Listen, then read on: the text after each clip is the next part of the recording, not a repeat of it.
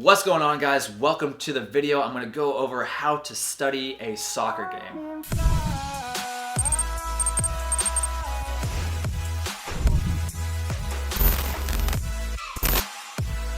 Now I get this question all the time. Matt, how do I play this position? Can you make a video on positioning for a right mid, or can you make a video on how to play center forward? And I honestly, if you go through my YouTube channel, I have a ton of tutorials, I have a ton of videos, but I don't have like a position specific video on like how to play right mid. Because if I'm 100% honest, it takes so many years and so much information on how to play a position. I can skim across the surface and tell you the very, very simple basics, but that's just like giving you like a little fish. And I want to teach you how to learn to fish so you can continue to fish and get fish after fish after fish of knowledge, if that makes any sense, that weird fish analogy. Because if you learn how to really study the game and learn from professional soccer players at the highest level, that's going to help you so much more than a YouTube video on me saying, yeah, when your right mid gets the ball, very often you are going to want to do an overlapping run. Because if I say that, you're like, oh yeah, overlapping run. And then come a game, the ball's going to go into your right mid, and then maybe this exact situation might not dictate for an overlapping run because it's a little bit less space, or there's another defender over there, and you running there bringing another defender is just going to crowd it. However, there's times where, yeah, an overlapping run is going to be the best decision at that moment. So instead of me telling you on how to play the game, learn how to read the game for yourself by studying soccer and by doing your normal team training and real games and stuff like that. And today I want to take you along with me as I watch Borussia Mochengladbach play FC Bayern Munich. And my hopes for this video, by watching me learn how to play right back and the questions I ask and when I pause it and what I'm looking for, you can take that same information and then watch another professional soccer player in your position and do the exact same thing that I'm doing of pausing it, watching the movements, trying to get in the head, asking questions so you can develop in your position. Now, this game I just found on YouTube, so there's no excuse about why you guys can't do the same exact thing. You can pause these games, you can find any games, like literally type in full soccer match onto YouTube, find a full soccer match, doesn't matter, click the video, find a guy in your position, and then study him. You can pause it, you can rewind, all on YouTube, so there's no excuse of not being able to find a game, there's no excuse of not being able to rewind it, because if you're watching this video, that means you got access to YouTube, so you have access to this game and all other soccer games that are posted onto YouTube. So let's get into how I study a soccer game. Let's do it. Okay, like I said, this game is Borussia Mochengladbach versus FC Bayern Munich. So in today's game, I'm going to be watching Tony Jantschke. He's at the right back, number 24 right here. I just watched him instead of Philipp Lahm on Bayern Munich just because he is in the first half, he's on the closer side, so I can better see his, like when he pops up his head, it's just easier to analyze. And in the second half of this game, I'd watch Philipp Lahm. So I'm just going to show you the first half of my analysis on just Tony Jantschke and how I learn. So let's get into it. So right away, I'm watching his positioning. I'm saying, okay, where is he at on the field? The goalkeeper's going to lose the ball right here. What's his reaction going to be after he realizes that? And it's to tuck in. So, okay, he's tucking in. He's getting into that line of four right now, and he's just staying solid defensively. Now, here's a goal kick. Again, I'm going, okay, where is Jantschke standing during a goal kick? It looks he's right here. So he's up near the half line, towards the sideline. So I'm going, okay, very, very high up. Just something to notice. I'm learning, asking questions. That's it. That's what I do. Here's some off-ball defensive movement. So there's Tony Jantschke right here. And as soon as that ball is lost, he's tucking in and dropping back into that line of four, line of three right now since the left back. He's checking over his shoulder to find his attacker to see if he's making a dangerous run. And then as they win the ball, he stops. So mainly I was just kind of watching the positioning when he doesn't have the ball. But in this case, now he gets the ball. So what I do is I pause it right here. And I look at his option here, here, and here. And I think to myself, are those good passing opportunities? And then I'm like, okay, where would I pass the ball if I was Tony right now? And I look up, and honestly, I would probably take another dribble. It's hard to see. The camera kind of cuts off the forward. But I go, maybe pass it first time up the field, or I would most likely take another touch on the ball. And then I just press play and I watch. So he hits it. I don't think he's trying to play that checking guy. I think he's trying to go behind. And I just think he slips, but is a really, really good opportunity, a good idea. So that's something I would learn from right there. I would probably take another touch. He decides to play it on his second touch, trying to counterattack, trying to find that streaking forward right away. So that's maybe something I can apply to my game later on. So the ball starts to switch over. I'm watching Jantschke step out to Ribery right now. But then watch. So right here, I pause it and I'm going, okay, you can see their communication. Jantschke's telling his right midfielder, you get Ribery now. I'm going to get the overlapping guy. Same thing, the midfielder's saying the same exact thing. You get the overlapping guy. They've probably done this a million times before. It's rehearsed. They know what's going to happen on the overlapping run. Cool to see the communication. But then Jantschke gets the ball, and again, I pause it. And I go, okay, where would I play? Would I play my central midfielder right here? Would I play my right midfielder coming out to the line, or would I boot it up? And in this situation, honestly, I would probably try to boot up the ball, maybe up to the striker. If my right midfielder was more closer to that line to create a better opportunity or better passing lane, I'd pass to my right midfielder. So let's see what he does. So we play it, and yeah, he's trying to play to that right midfielder, and it doesn't work out. Okay, so throwing in our own half. In this situation, my thought process is always, unless there's a clear opportunity to throw in the ball to my center back or a checking center mid, throw it straight down the line to try to get to my right mid's head or a checking forward's head so they can flick on. Just because it's just very tight, I don't want to play back here. So let's see what Jantschke does. Yep, exactly. Throws the long ball right down the line. Great. Reassurance again. Very good to see. Okay, next play right here. Long ball over into Jantschke. Jantschke is leaving his guy right here. I think that if he's leaving him, the center back needs to be there.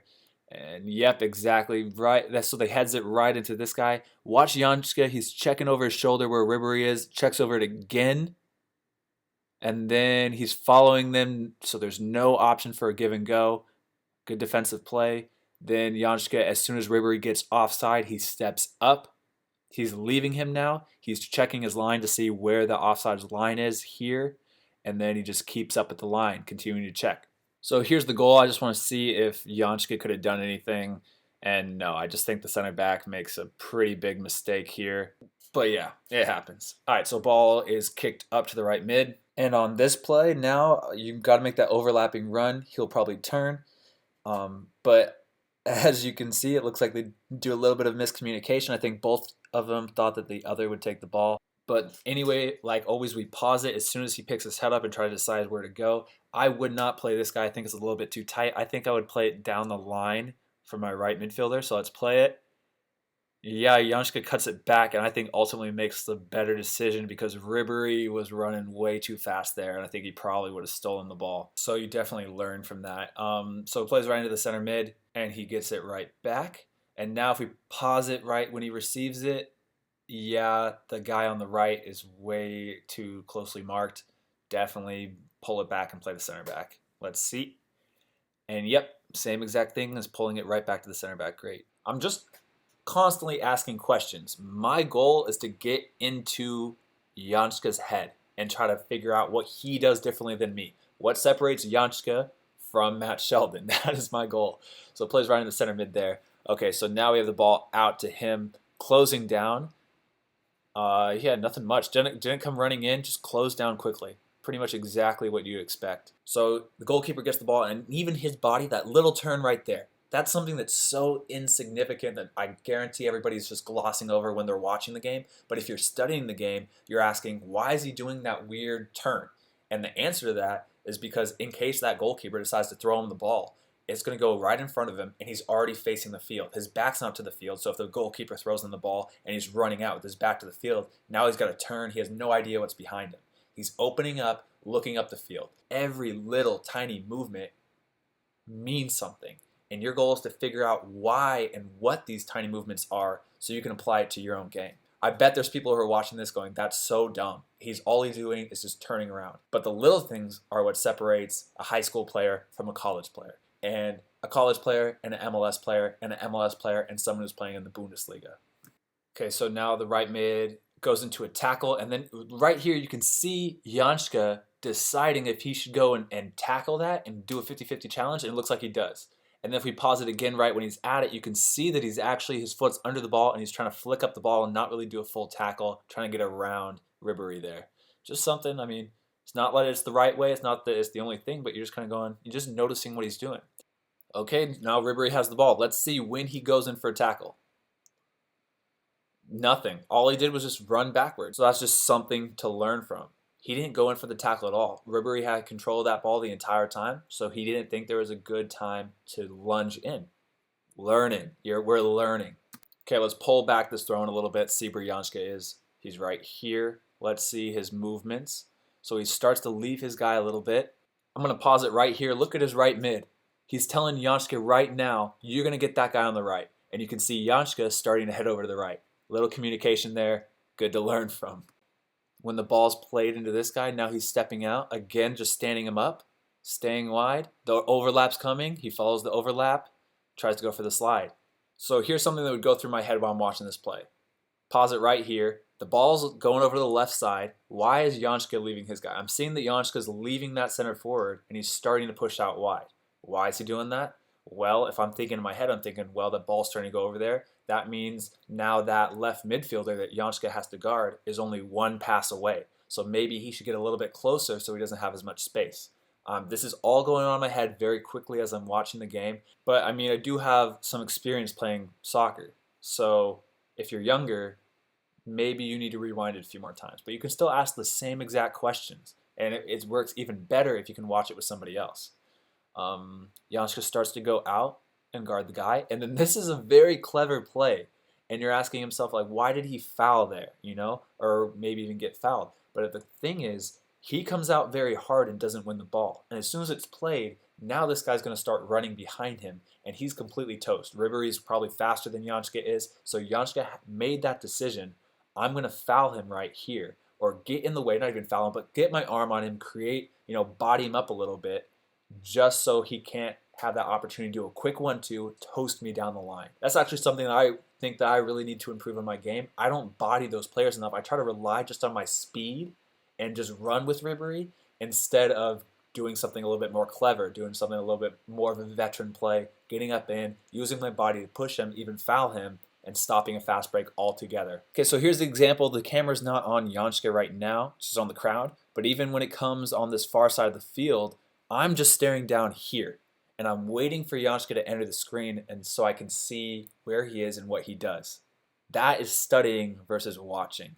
Okay, now Jantschke entered the screen. There he is. And now my eyes are glued on this guy. Okay, so hold on. Why did he do that? Why did he just run about 5 yards forward close to this guy? Let's rewind this and figure it out. Okay, so somebody's cutting in the center right here. Jantschke's seeing that and goes, okay, look at number 7. Look at Ribery right now. He's kind of a threat. I'm going to start stepping towards Ribery. And then as they get even closer and he starts to wind up for a pass, now Jantschke's really going to start closing him down, predicting that next play.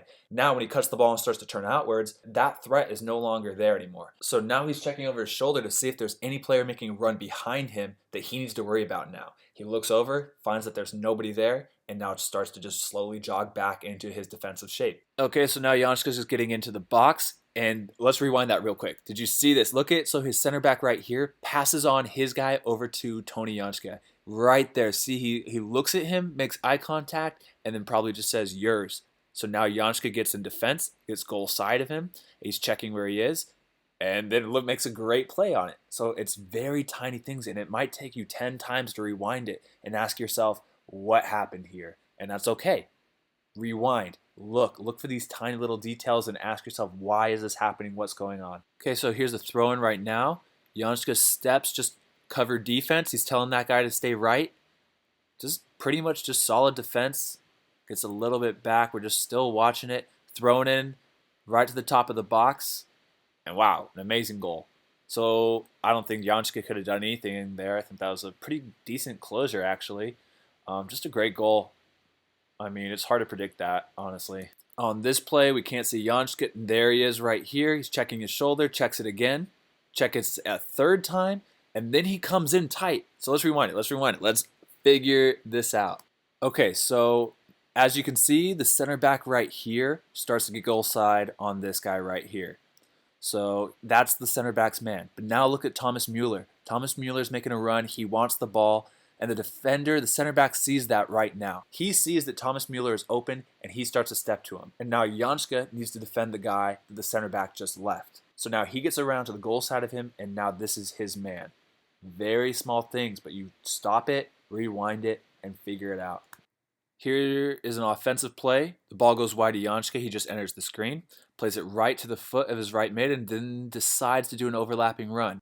Here, ball's on the far side, it's crossed in, and Jantschke decides not to go up for that header. It looks like he couldn't have got it, and as that ball's going over him, he checks his shoulder right here, and he sees that Ribery is like winding up. So instead of exposing himself, allowing him to jump up for the header, maybe miss it, and allow Ribery the chance to take it down and have a better shot on goal, he's just going to stand him up. Pretty good decision, because Ribery would have to do an amazing, amazing goal in order to score that one. Jantschke has the ball for a throw-in again, and like I said, usually I'm throwing it straight up the field, so let's see. And yep, Jantschke throws it straight up the field, try to get a flick on just because it's in their own half and tight. Okay, so the ball is in the center of the park right now. Played out wide, and then played down the line to Jantschke's guy. And now, Jantschke's positioning right there, he was forcing him to the inside, so I'm going to rewind it and try to figure out why. Okay, so again goes into Jantschke's guy, and now look at this guy making a run. It looks like he's going for a run right down the side of the field. So where's the dangerous part of the field that Jantschke does not want the ball to be played in right now? That's probably about right here. So Jantschke, instead of going and forcing him down the line and allowing that pass to be played down the line, is actually cutting off the line and forcing him inside where it's not as dangerous right now. And when I first watched this, I was really confused. I rewinded it. I'm like, wait a second, because I rarely ever force my player inside. And this is something that I actually really learned from when I was editing this up and going, wow, I've never done this before, and that could definitely help stop that fast break or that dangerous play down. Very clever and smart positioning by Jantschke to stop that dangerous play. And as you can see, nothing really dangerous happens. Nothing dangerous comes of this because of that great positioning by Jantschke right here. Okay, so now the ball's headed back to Jantschke. Let's pause it right before it gets to him and try to figure out where we would go. Obviously, I think the ideal situation would be playing in the center mid, but the ball's bouncing. It's not the best ball. Honestly, if I was playing right back right now, I would probably try to hit it a little bit farther up the field for my forward. So let's see what he does. Does a little dink. Yeah, it's tough. It's tight. Doesn't really work out, but he makes a good defensive play to stop this right here. Okay, so now the ball's brought back to Jantschke. Let's see. Let's pause it. Okay, so I would want to play to my right mid, but the way my right mid is pointing, it looks like he doesn't want the ball. So I would want my right mid to have the ball there, though. Let's see. Yeah, it plays it on the left side of the right mid's body, and they do very well to play out of it now. It's getting very tight here, though. Let's see. Yeah, so now Jantschke needs to turn and hit the ball up the field. It's way too tight. Get the ball out of this dangerous, tight spot. Let's see what happens. Let's play it. Not the best clearance at all. On this, he really should hit the ball farther up the field. I think this is Jantschke. I mean, he does well to recover, but I think this is his mistake here. So this is something I can learn from his mistake as well. I think you either have to get your foot really under it and hit that ball hard, and if you can't, then you hit it out of bounds so your team can reset and recover. Jantschke has another throw-in. Like always, unless there is a wide-open center back, I'm going to throw this down the field to my right mid.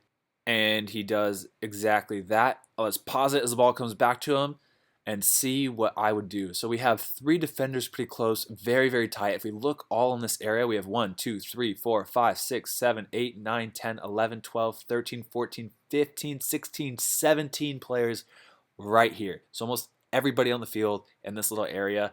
I would hit the ball up and just get it out. I mean, it is not I don't think it's the right spot to take it down, so let's see what he does.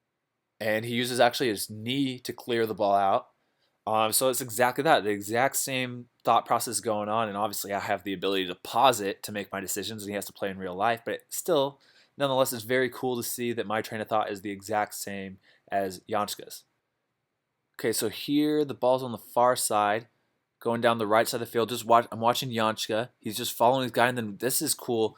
Let's rewind this a little bit. So right when Jantschke is following his guy, watch where he stops following him. So this is a great thing, like how far do I track my guy?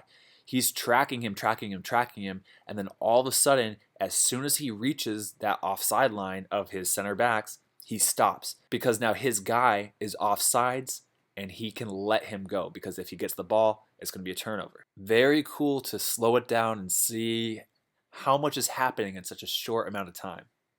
Okay, so now where's Jantschke? There he is. He's just tracking his guy. So the ball's in between him and the center back. If the center back is saying mine, mine, mine, and being more aggressive about clearing that ball, you move out of the way. If Jantschke is more determined about getting the ball and saying mine, mine, mine, the defender, the center back needs to move out of the way. So it's hard to say who is being more aggressive there and yelling for it.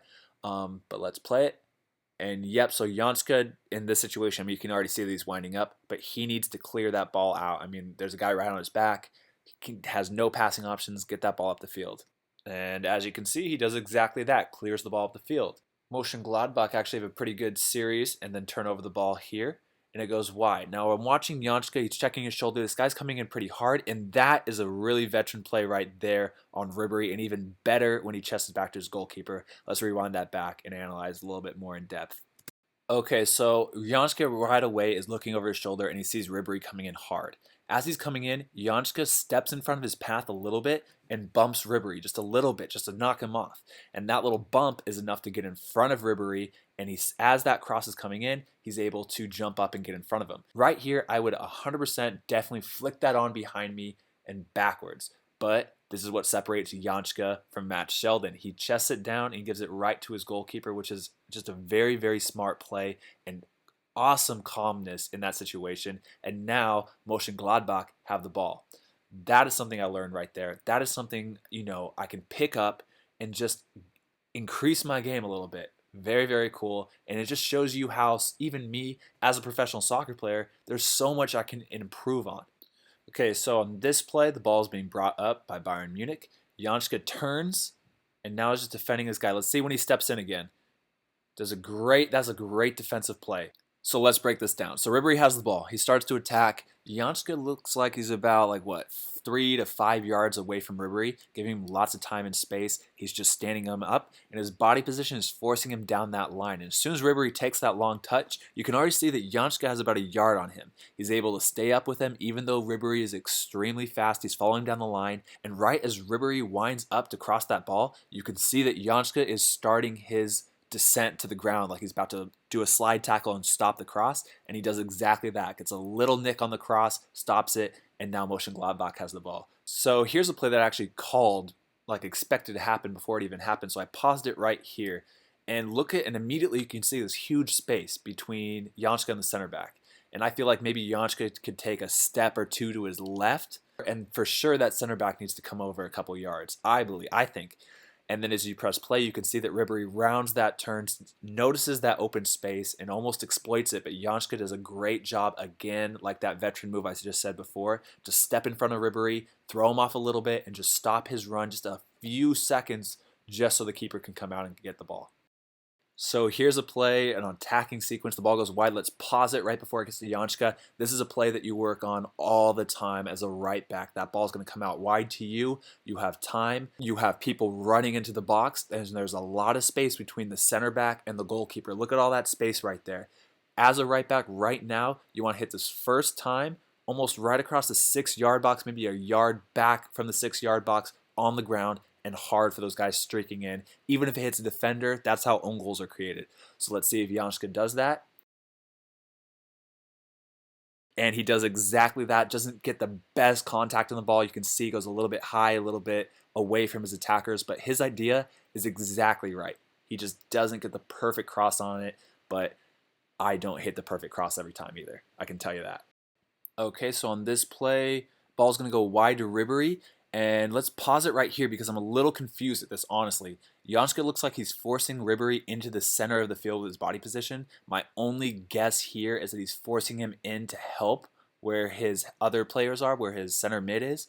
And maybe he'd rather force Ribery into pressure instead of allowing Ribery that sideline. But the thing is, I feel like Ribery would have a great shot and loves to come in and use his right foot to shoot. So let's see what happens. And yeah, he has a great shot here. It's a great shot. It's dangerous. It's close. This is something that I honestly don't 100% agree with Jantschke. Maybe his coach is telling him this. Maybe they practice this and maybe that's their plan. And if it is, he's got to do that. It's still a great learning point just to see a different view, a different opinion. It can definitely help and open up your eyes.